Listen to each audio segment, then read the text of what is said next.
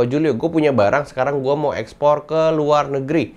Dengan brand saya, packaging saya, semua produk yang saya buat, saya pengen jual ke luar negeri. Kalau misalnya teman-teman UMKM ini sulit ekspor, kalau produk yang kalian bawa adalah produk yang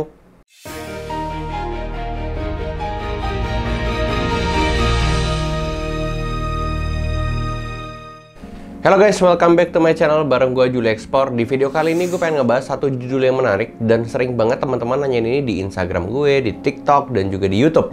Pertanyaan adalah kenapa UMKM ini sulit ekspor gitu ya. Dan sekarang gue mau jelasin dulu konsep dari UMKM berbisnis itu seperti apa. Jadi kita tahu UMKM adalah usaha mikro, kecil, menengah. Jadi kita tahu nih ada 3 pembagian dari sisi mikro, kecil, dan menengah. Sebenarnya kalau kita lihat parameternya dari mana, sebenarnya kita bisa lihat dari omsetnya, terus besar kecilnya sebuah bisnis tersebut. Dan kalau mulai gue bilang gitu ya, di Indonesia paling banyak itu dibandingkan mikro, kecil, dan menengah itu paling banyak itu mikro. Nah sekarang kita berasumsi gitu ya, UMKM ini kan pada punya produk semua, dan mereka bilang sekarang Ko Julio jualan di lokal itu udah susah.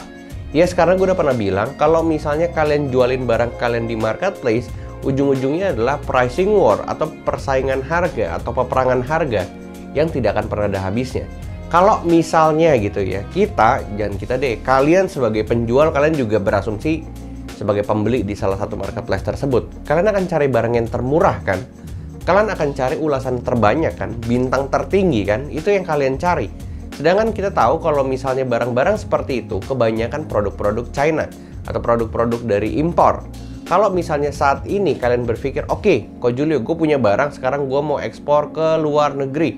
Dengan brand saya, packaging saya, semua produk yang saya buat, saya pengen jual ke luar negeri. Dan gue mohon maaf sebelumnya, mungkin ini sedikit, bilangnya apa ya, keras kali ya.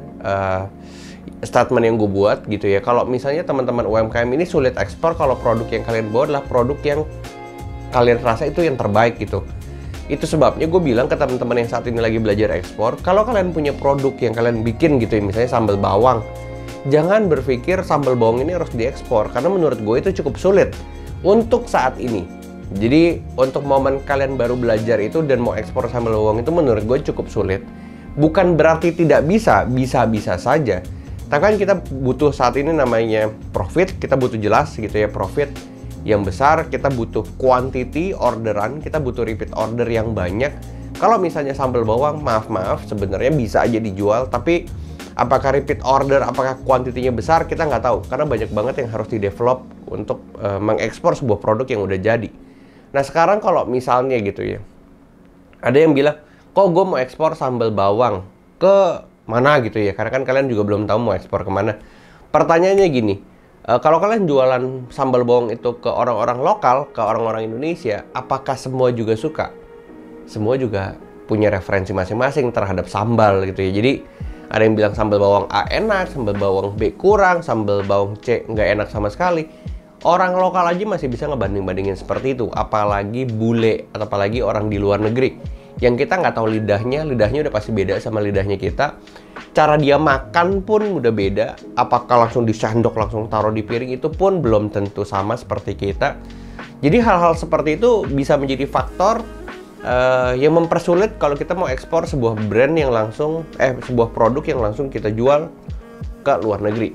Itu sebabnya gue bilang kalau misalnya kalian sambal bawang, mendingan saat ini kalian coba fokus dulu di ingredient-ingredientnya. Misalnya contoh apa? Kalian butuh cabai, udah pasti. Kalian butuh bawang merah misalnya. Habis itu kalian butuh minyak goreng misalnya. Ya udah, coba kita breakdown dari 3 produk ini. Pertama cabai. Bisa aja cabai itu bisa jadi cabai kering, cabai powder, cabai yang lain dan lain sebagainya. Kalian bisa ekspor cabainya dulu. Atau bawang merah, udah jelas kalian bisa langsung ekspor bawang merahnya dulu.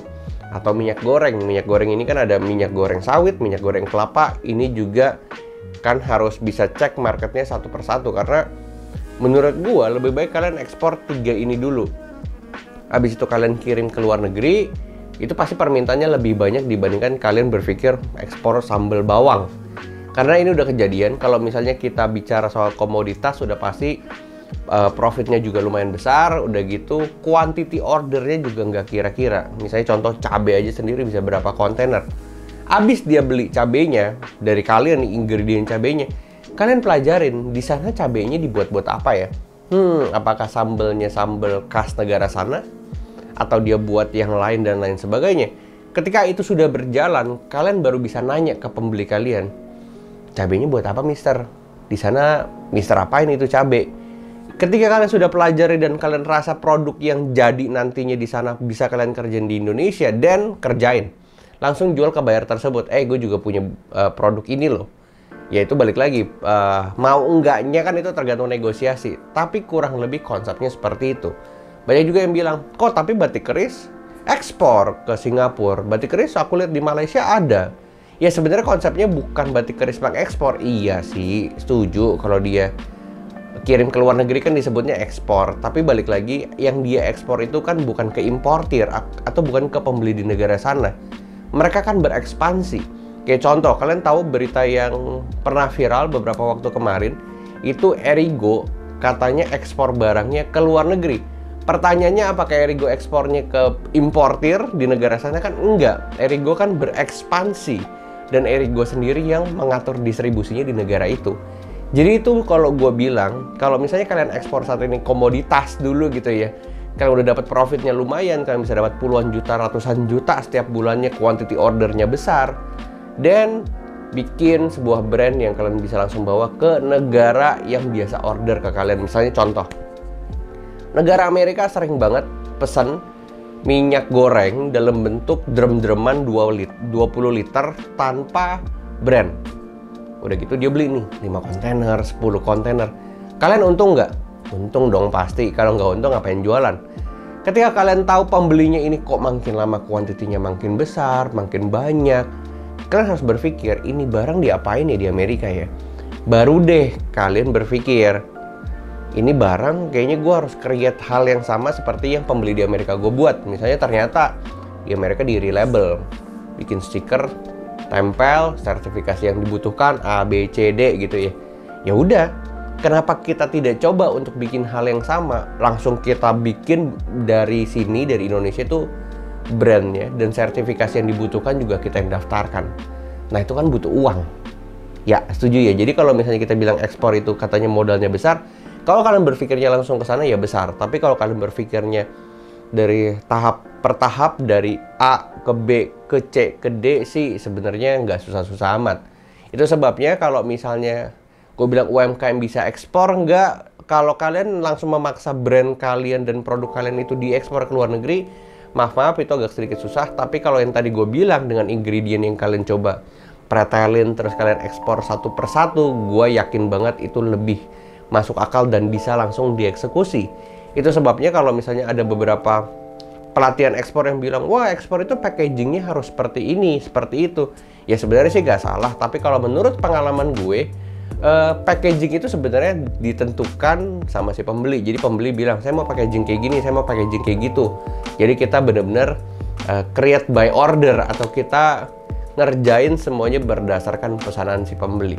Kurang lebih seperti itu. Semoga teman-teman paham dengan apa yang gue bilang. Kalau misalnya kalian punya pemikiran seperti yang gue bilang dari tahap per tahap, kalian akan bilang bahwa ekspor itu mudah dan gak butuh modal besar banget kok. Modalnya cuma pulsa, ya makan gitu ya kalau kalian keliling cari supplier, sama paling bensin buat cari-cari supplier dari ujung ke ujung. Kurang lebih seperti itu di video kali ini. Semoga kalian paham dan kalian suka dengan video ini. Jangan lupa like, comment, dan subscribe, dan pantengin channel Julio Ekspor supaya channel ini bisa berkembang dan kita bisa ngebahas tentang industri ekspor di Indonesia. So see you on the next video. Bye bye.